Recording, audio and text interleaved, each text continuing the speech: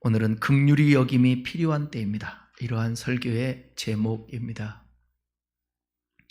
디모데후서 3장 1절부터 5절을 보면 말세에 고통하는 때가 이른다고 말씀하고 있습니다. 그런데 그 이유가 다 사람 때문이라는 거예요. 이유가 사람 때문이라는 거예요. 사람의 태도 때문에. 무려 1절에서 5절까지 19가지의 말세에 사람들이 갖고 살아가는 그 태도를 얘기하는데, 첫째는 뭐냐? 자기를 사랑한다는 것입니다. 돈을 사랑한다는 것입니다. 자랑한다는 것입니다. 교만하다는 거예요. 비방한대요. 부모도 거역한대요. 감사치도 아니하고요. 거룩하지도 아니하고요. 무정해, 정이 없답니다. 원통함을 풀지 않고 가슴에 담고 있습니다. 사람들을 모함합니다. 절제하지를 못합니다. 절제하지를 못해요. 사나워진대요, 사람들이. 선한 것을 좋아하지 않는데요. 너만 착하냐? 착한 사람 꼴을 못 보죠? 배신한답니다. 조급하대요. 자만하대요. 쾌락 사랑하기를 하나님 사랑하는 것보다 더하대요. 경건의 모양은 있지만 경건의 능력은 부인한다. 다시 말하면 하나님 앞에 경건한 모양은 있는데 실제는 하나님을 경외하지 않는다라는 거예요. 그러면서 바울은 이 같은 자들에게서 돌아서라 그렇게 말씀합니다. 다시 말하면 19가지 나열한 사람들의 모습대로 살지 말라는 거예요. 이렇게 말세에는 사람들의 모습이 완악합니다. 그렇기 때문에 이해도 없고요, 사랑도 없고요, 용서도 없고요, 미움과 원망만 가득하고요, 모든 것이 자신보다는 타인의 문제로 생각하며 지극히 이기적인 모습을 드러냅니다. 특별히 긍휼히 여기는 마음이 부족한 것에서 오는 결과인 것 같습니다. 이 사회가 누군가 잘못하면 벌떼같이 덤벼들어요. 그리고 비난합니다. 그리고 정죄합니다. 사회에서 매장을 합니다. 그리고 당하는 사람은 견딜 수가 없어서 스스로 목숨을 끊기까지 합니다. 남에 대해서는 엄격하고 자신에 대해서는 관대합니다. 전형적인 내로남불의 모습을 볼 수 있습니다. 이 사회를 선도해 나가야 될 언론과 정치 지도자들에게서 더 두드러지게 나타나는 현상들입니다. 사랑하는 교회 여러분, 우리 예수 믿는 사람이라도 이 시대에 이러한 모습을 인지하고, 참 부족한 우리 존재지만 하나님의 말씀을 붙잡고 기도하며 씨름했으면 좋겠습니다. 왜 우리만이라고 말하지 마십시다. 왜냐하면 주 앞에 서는 날, 선악간의 심판을 받는 날이 반드시 옵니다. 저는 다 성경을 믿고 성경을 통하여 많은 것들을 경험하지만 그 중에 정말 빼놓을 수 없는 삼라만상의 이치, 세상에서 똑같이 작동하는 것, 갈라디아서 6장에 나오는 사람이 무엇으로 심든지 그대로 거두리라. 육을 위하여 심는 자는 육으로부터 썩어질 것을 거두고 영을 위하여 심는 자는 성령으로부터 영생을 얻는다 말씀했습니다. 우리가 잘 아는 전도서의 12장 청년들이여 아무 낙이 없다고 할 해가 가깝기 전에 너는 창조주 여호와를 기억하라 한 다음에 마지막 부분에서 그렇지 않습니까? 너희가 결국 이 말을 들었으니까 하나님의 말씀을 따라 살고 나를 경외하라. 이유는 하나님은 선악간에 심판할 것이다. 모든 것을 하나님은 반드시 심판할 것입니다.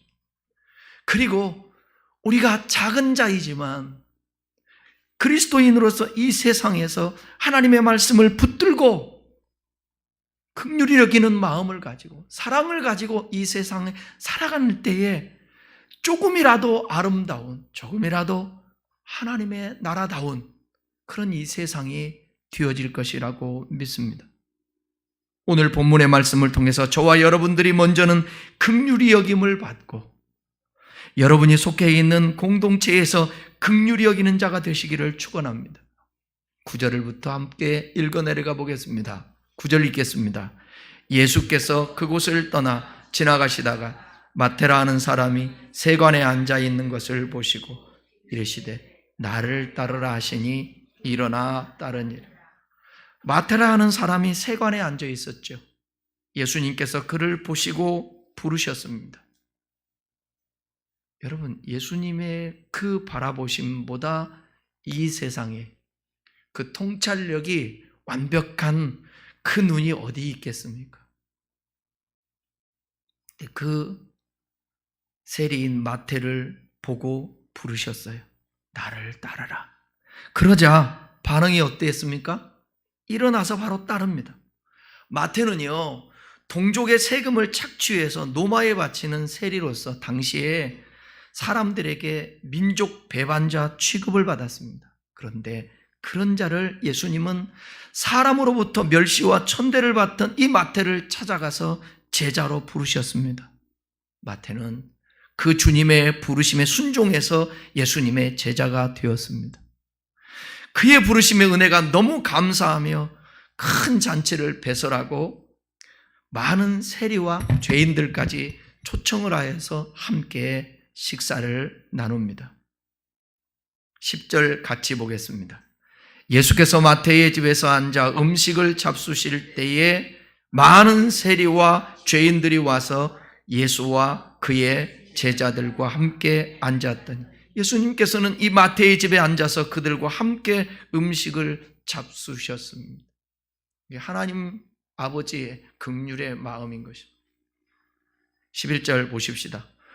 바리새인들이 보고 그의 제자들에게 이르되 어찌하여 너희 선생은 세리와 죄인들과 함께 잡수시느냐. 바리새인들이 예수님과 세리와 죄인들이 함께 잡수시는 장면을 봤습니다. 여기 세리는 로마 정부에서 고용된 세금 징수하는 사람인데 그들은 온갖 착취와 못된 짓을 일삼았으므로 악명이 높았습니다. 죄인들은 그들의 일상적인 직업 때문에 의식상 부정한 자들로 취급을 받았습니다. 따라서 바리새인들의 눈에는 상종하지 못할 그런 사람으로 여겨졌습니다.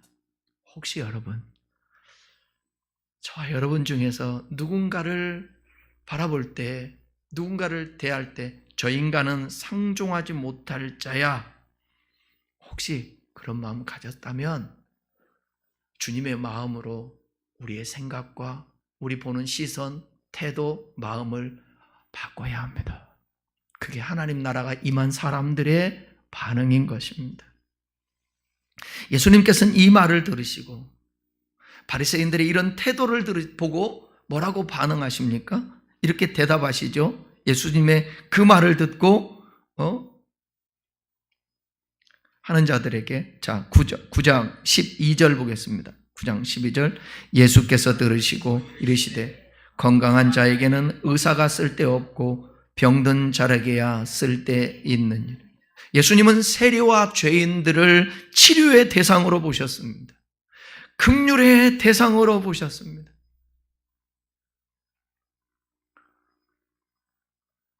이 시대에 이 종에게도, 여러분들에게도 필요한 감정, 마음이어야 되지 않을까요?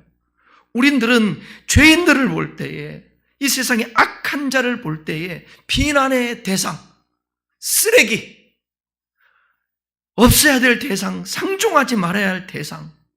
그런데 예수님은 그런 죄인들을 치유의 대상으로 보는 것입니다. 긍휼의 대상으로 보는 것입니다. 바리새인들은 멸시의 대상으로 생각했습니다. 이들은 하나님에 대한 열심은 있었지만 이웃에 대한 긍휼과 사랑이 없었다라는 것입니다. 우리 준우 형제 기도한 것처럼 예수 그리스도가 수단이 되면 안 되잖아요. 예수 그리스도가 목적이 돼야 되잖아요. 우리가 예수 믿는 이유가 뭐겠습니까? 그 예수님을 통하여서 뭔가를 얻으려고요? 소유하려고요? 문제 좀 해결해 보려고요? 그렇다고 천국 갑니까? 그렇다고 구원받습니까?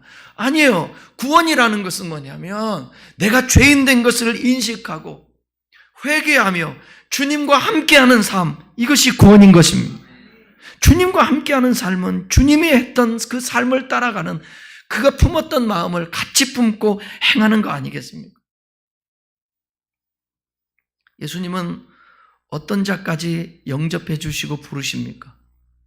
먼저 사람들에게 멸시와 천대를 받았던 그런 자까지 영접해 주시는 사랑의 구주이십니다. 마태는 자기밖에 모르는 이기주의자였어요. 돈밖에 모르는 체면 같은 것도 없고, 누가 비난하든 말든 난 돈만 있으면 돼. 사람들이 싫어하고 욕하고 외면해도 상관없었습니다. 그가 손을 내밀면 모두 외면하고 거절할 수밖에 없는 그런 삶의 태도였습니다. 그러나 예수님은 이 고독과 외로움으로 깊이 병든 마태를 거절하지 않으셨습니다.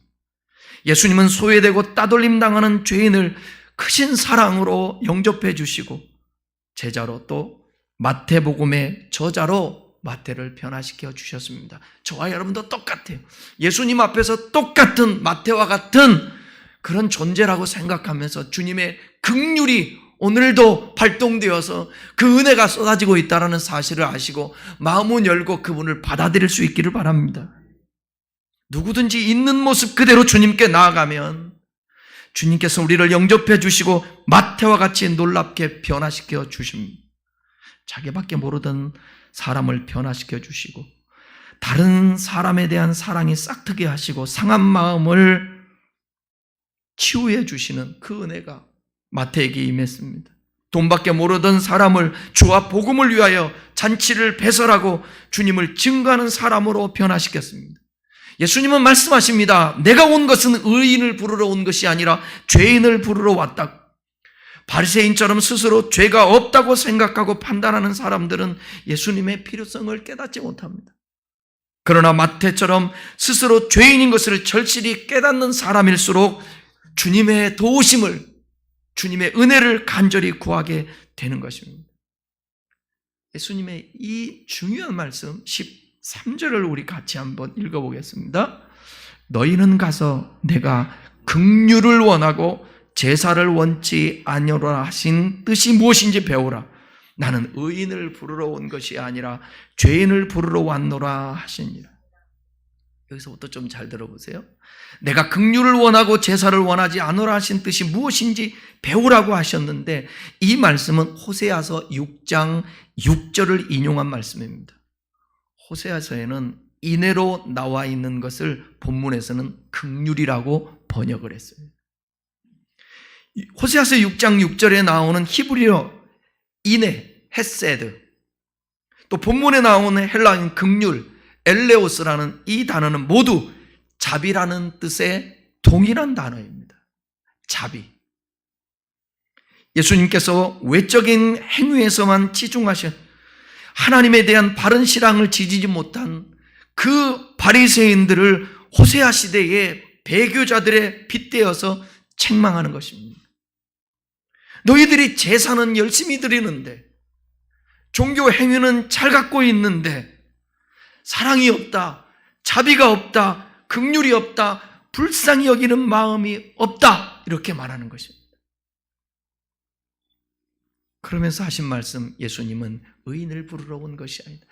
너희들처럼 의롭다고, 왜?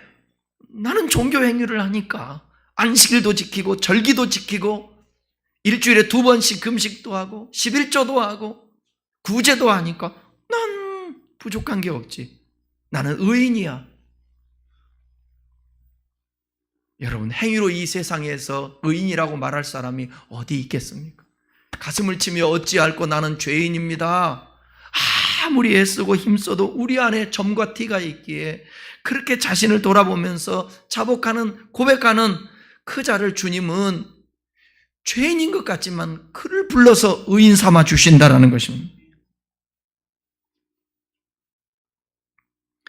우리는 본문의 말씀을 통해서 꼭 기억하셔야 할 것이 있습니다. 우리가 예수님께 긍휼함을 받은 것처럼 우리도 긍휼히 여기는 그리스도인이 되어야 된다는 사실입니다. 이 세상의 모든 사람은 긍휼함을 받을 기회가 있는 사람입니다. 영국의 청교도 시대의 명설교가였던 토마스 왓슨이라는 목사님이 계십니다. 이분은 이런 말을 했습니다. 사랑과 은혜와 긍휼, 사랑과 은혜와 긍휼, 이 세 가지는 하나님의 품속에서 나란히 살아가는 의 좋은 세 자매다 그랬어요. 그러니까 하나님 품 안에 있는 아주 중요한 속성 중에 사랑과 은혜와 긍휼. 사랑이 애인을 방문하는 친구와 같은 것이라면, 이렇게 말씀해요, 왓슨 목사님이. 긍휼은 병자를 방문하는 의사와 같은 것이다 했습니다. 그리고 은혜가 죄 가운데 있는 사람에게 베푸시는 하나님의 예정이라면, 긍휼은 죄의 결과로 비참한 상태 속에 있는 사람들을 향한 애정이라고 말한 것입니다. 히브리어로 긍휼을 라움이라고 합니다. 긍휼히 여기다를 나함이라고 합니다. 그 다음에 어머니의 태, 자궁을 레햄이라고 씁니다. 긍휼과 긍휼히 여기다라는 단어는 이 자궁이라는 레햄 명사에서 만들어진 단어입니다. 왜 긍휼이라는 말이 어머니의 태를 의미하는 단어에서 나왔을까? 어머니의 태에 들어있는 자식은 오직 어머니의 영양으로 성장하고 그 안에서 살 때가 가장 안전하고 평안하기 때문에 그렇습니다.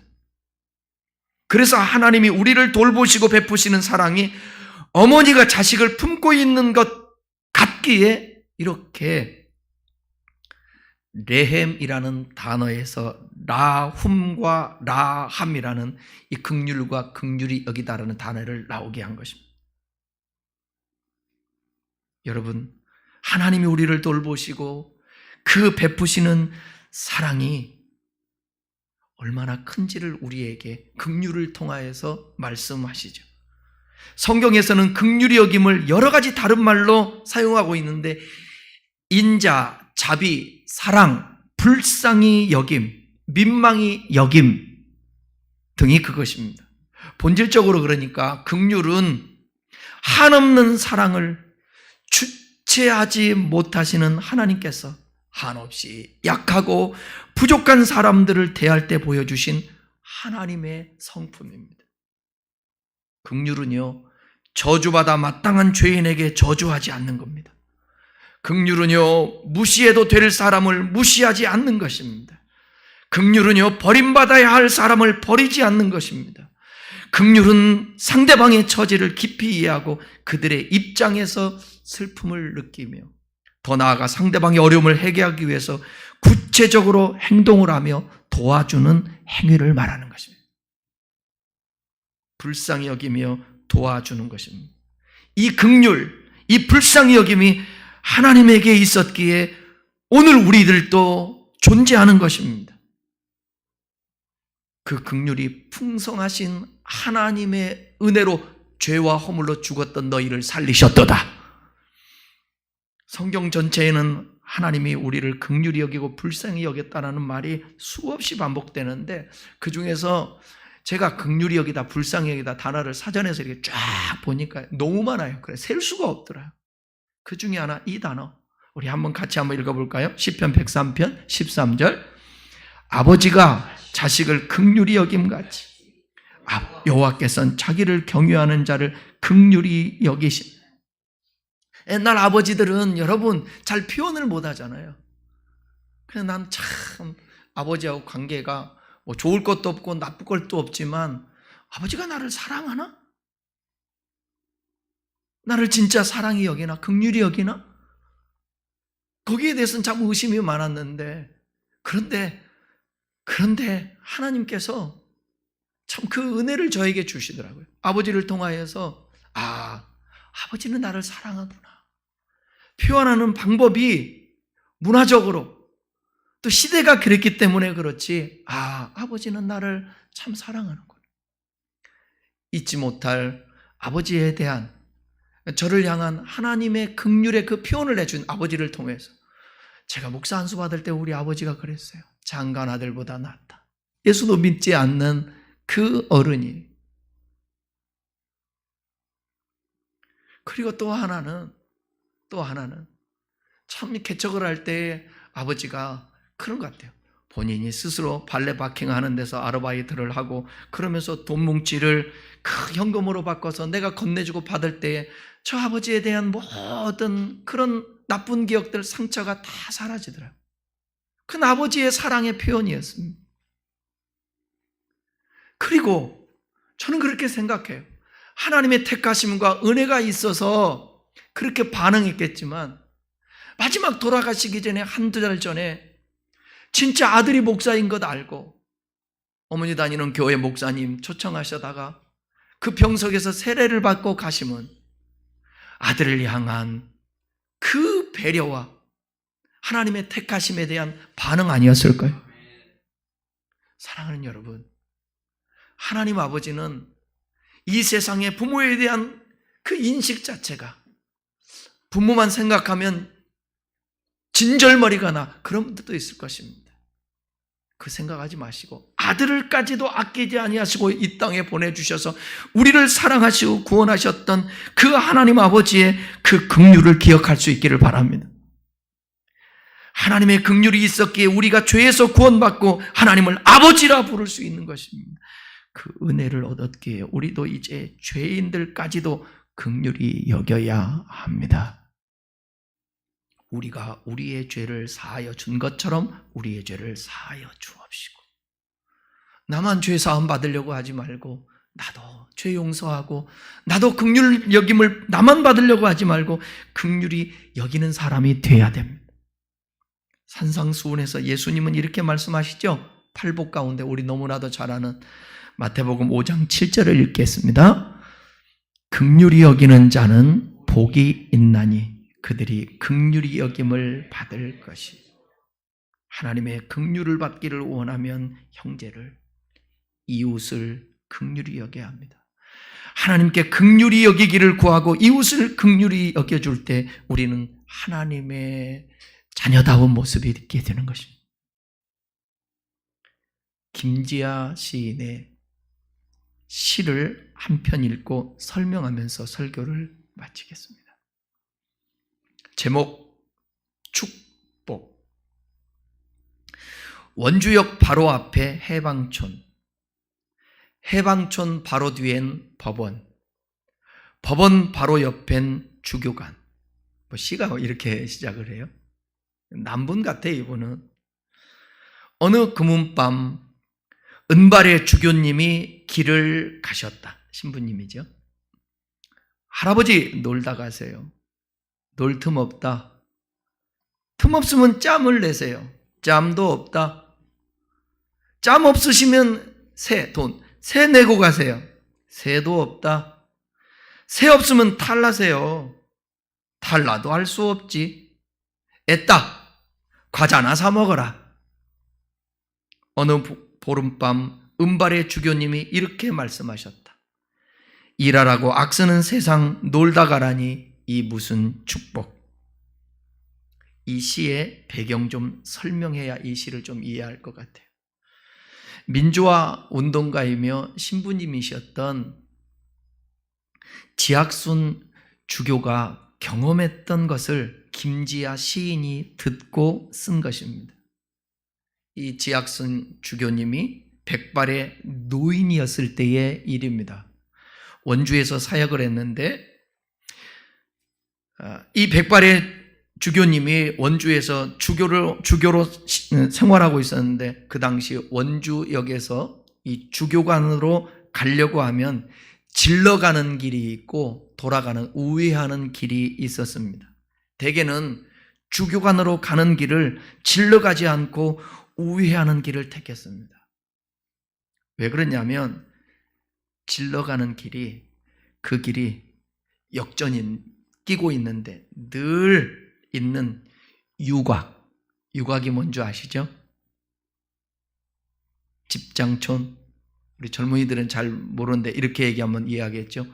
창녀촌이었던 곳이기 때문에 질러가지 아니하고 돌아가게 되었습니다. 점잖은 사람들이 그로 들어가지 않죠. 그런데 어느 날 이 주교님이 기차에서 내려가지고 몸이 되게 피곤하셨던가 봐요. 먼 길로 돌아가지 아니하고 질러가게 되었습니다. 그래서 그 집장촌을 향해서 통과해서 주교님이 가고 있는데, 그러면 사람들이 길거리에 나와 있잖아요. 제가 옛날에 청량리인가요? 역전인가요? 목사가 되어서요. 누구를 만나려고 서 있는데 옆에 와가지고 포즈라 그럽니까? 뭐라 그럽니까? 와서 좋은 데 있다고 얼마나 제가 놀라요. 저는 그런 게 아예 근처도 가보지 않은 사람인데 깜짝 놀랐습니다. 이렇듯 몸을 파는 그 여인이 길거리에 있다가 주교인지 다 알면서 장난스러운 생각이 이 여인에게 들었나 봅니다. 그 거리에 나와 있던 여인이 주교님이 지나가는데 팔을 덥석 붙잡습니다. 그리고 이렇게 얘기합니다. 할아버지, 놀다 가세요. 여러분, 이 상황이 어떠한 상황인지 알겠죠? 할아버지, 놀다 가세요. 당황했겠죠? 그때 지학선 주교님은 그 여인에게 이렇게 말했죠. 아까 시에서 얘기한 것처럼 놀 틈 없다. 그러자 여인이 장난기가 발동돼서 그러면 짬이라도 내세요. 그랬더니 주교님, 짬도 없다. 에이, 짬이라도 없으면 돈이라도 내세요. 그런 겁니다. 그래서 주교님이 새도 없다 하시면서 안주머니에서 지갑을 꺼내고 거기서 돈을 꺼내서 그 여인의 손에 쥐어줍니다. 그러면서 뭐라고 얘기하느냐? 애따, 과자나 사 먹어라. 그러고 갑니다. 이 이야기를 듣고 김지아 시인이 이 상황을 시로 쓴 것입니다. 이 여인이 그 다음에 어떻게 되었는지는 알 수 없잖아요, 우리가. 말하고 있지도 않습니다. 그런데 그날에 있었던 이 백발의 주교님과의 대화가 그 마음에 작은 씨앗으로 심겨지지 않았을까요? 그렇게 생각되지 않습니까? 왜냐하면 그동안 수많은 남성들이 그 여인을 바라볼 때 두 가지 시선밖에 없지 않았죠? 두 가지 시선. 하나는 쾌락의 도구로 바라보는 욕망의 시선이었고, 또 하나는 정죄하고 경멸하는 시선 아니었겠습니까? 그런데 이 주교가 자기를 바라볼 때 어떻겠습니까? 어떤 생각이 들었을까요? 손녀딸 바라보는 것처럼 아무런 도덕적 판단, 기준을 갖고 바라보지 않고 대하지 않고 그냥 당신의 손녀딸 바라보듯 사랑으로만 바라봤죠.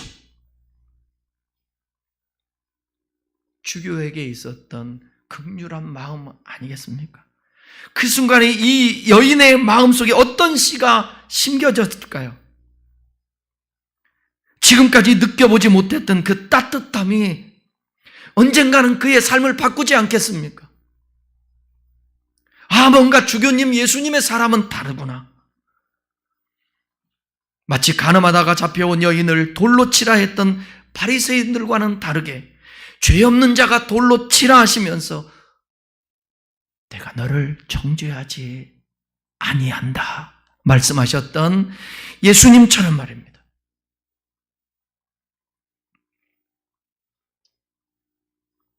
성경은 말합니다. 우리가 아직 죄인 되었을 때에 그리스도께서 우리를 위하여 죽으심으로 하나님께서 우리에 대한 자기의 사랑을 확증하셨느니라.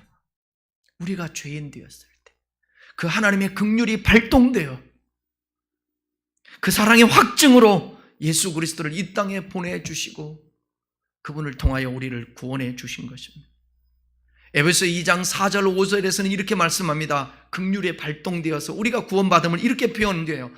긍휼이 풍성하신 하나님이 우리를 사랑하신 그 큰 사랑을 인하여 허물로 죽은 우리를 그리스도와 함께 살리셨고 너희는 은혜로 구원을 받은 것이니라. 긍휼입니다. 그렇다면 우리도 이제는 긍휼의 사람으로 살아내야 예수님의 제자이고 그분의 축복 가운데 살 수 있지 않을까요?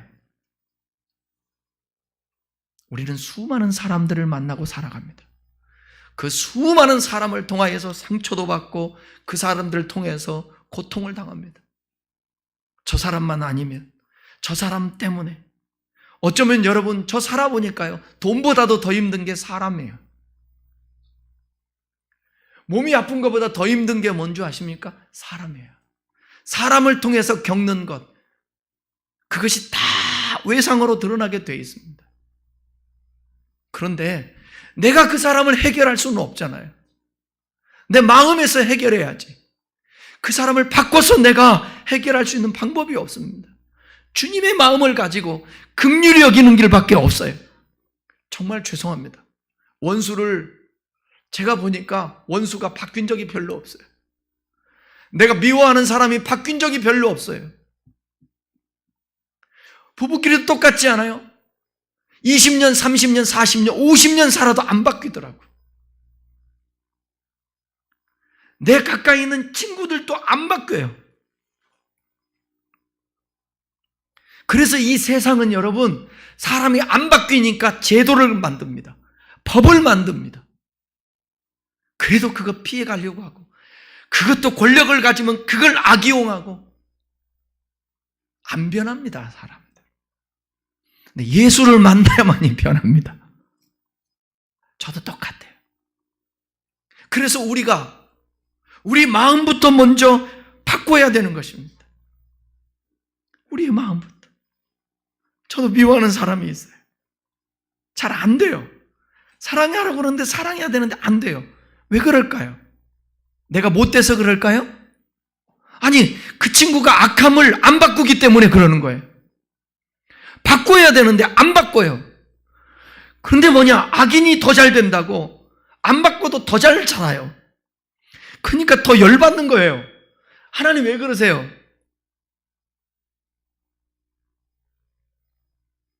저는 그 사람이 바뀔 가능성이 없다고 봅니다. 하나님이 강권하지 않으면. 그러면 뭐냐? 내가 바뀌는 수밖에 없습니다. 그래야 내가 건강해집니다. 그래야 내가 온전한 영성적인 삶을 살 수 있는 사람이 되는 것입니다. 밖을 보지 말고 나를 볼 수 있는 안목. 그것은 하나님의 말씀밖에 없는 것 같아요. 하나님의 말씀밖에.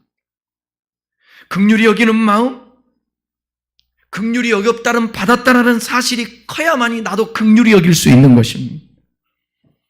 여러분, 내가 먼저 용서하려고 하지 말고, 내가 먼저 사랑하려고 하지 말고, 내가 먼저 뭘 하려고 하지 말고, 먼저 여러분이 용서받고, 먼저 하나님 앞에 긍휼히 받은 자를 알고, 먼저 하나님의 사랑을 깨달을 수 있기를 바랍니다. 그래야 되는 거예요. 그래야. 하나님의 사랑을 알고 믿었노니, 하나님의 사랑을 알고 믿을 때에 나도 사랑할 수 있는 거예요. 그냥 주님이 무작정 내 이웃을 사랑하라 말씀하지 않았습니다. 나를 구원해내고 건져내내고 그 다음에 그게 출애굽기 가운데 나오지 않습니까? 이스라엘 백성을 애굽에서 건져낸 다음에 계명을 주시는 거예요. 애굽에서 계명 주는 게 아니라 우리를 건져낸 다음에 하나님이 우리에게 은혜를 베푸시고 사랑을 주시고 축복을 주신 다음에 그걸 알고 느끼고 체험하게 한 다음에 축복을 흘러보내게 하고 사랑하게 하고 은혜를 베풀게 만들어 주시는 것입니다. 그 은혜를 여러분들 주님께 구하십시오. 하나님은 상한 마음을 가진 자를 멀리하지 않습니다. 가까이 해주십니다. 여러분의 감정을 그대로 토설하세요. 욕하고 싶으면 예수님을 부르고 욕을 하세요. 하나님께 마음을 다 쏟아내세요. 그래야 여러분의 영이 맑아집니다. 거르지 않고 내가 하고 싶은 감정을 그대로 쏟아부으면서 표현을 하게 되면 여러분의 영혼은 병들게 됩니다. 그런데 주님 부르고 하십시오. 제가 이런 마음 상태입니다. 제 입에서 이렇게밖에 안 나옵니다. 제가 이렇게밖에 반응할 수 없습니다. 나 좀 불쌍히 여겨 주십시오. 사람은 안 바뀌네요, 하나님. 그렇다고 해서 하늘 아래에서 같이 살아야 되는데 내가 바뀌어야 돼. 왜 나만이요? 그렇게라도 말하세요. 왜? 저도 그렇게 표현하고 하나님 앞에 기도하니까. 그런데 토설할 때 하나님은 우리의 마음을 정화시켜 주십니다. 그리고 한 줄기 빛이 비춰지시는 것입니다. 그리고 말씀이 생각나는 것입니다. 내 감정이 수그러드는 것입니다. 왜? 여러분이 살아야 되니까. 여러분이 살아야 되니까 그렇게 해야 된다는 것입니다. 그럴 때 주님은 한 번도 거절하지 아니하시고 주님은 다 품어주시는 것입니다. 저는 내일 모레면 60이고 목회를 30년 동안 이렇게 해오지만 정말 죄송해요. 사람은 선하지 않습니다. 사람은 보니까 선하지 않아요. 예수님을 만나고 예수님과 부딪히고 예수님에서 깨어지고 그래야 선한 사람으로 바뀌게 되는 거예요. 저도 그렇게 선해야 되고요. 여러분도 선해야 되고요. 그리고 모든 사람들을 위해서 그렇게 긍휼히 여기며 기도해 줄 때 그 사람도 기회가 있어 예수님을 만날 수 있게 되는 것입니다. 이 시대가 사나워져요. 목소리가 커요. 분노가 막 칩니다. 모범이 되어야 될 여러분, 정치인들, 최고의 지식인들 아닙니까? 학벌을 가진 자 아닙니까? 권력자 아닙니까? 그런데 공천 못 받았다고 머리 밀어요. 공천 못 받았다고 대표실에 가서 들어앉으면서 금식해요. 모든 분노들을 다 표출합니다. 그리고 사람들은 뭐냐?